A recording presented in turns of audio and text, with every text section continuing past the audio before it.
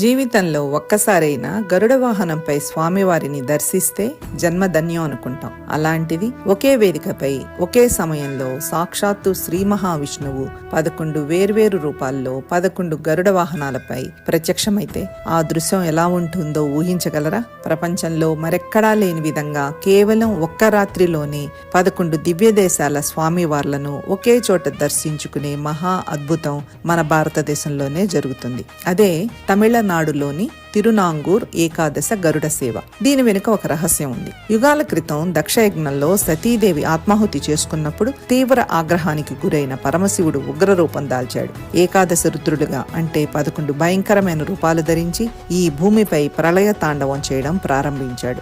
శివుడి క్రోధాగ్నికి లోకాలు తగలబడిపోతుంటే సృష్టిని కాపాడడానికి సాక్షాత్తు ఆ శ్రీ మహావిష్ణువు రంగంలోకి దిగాడు.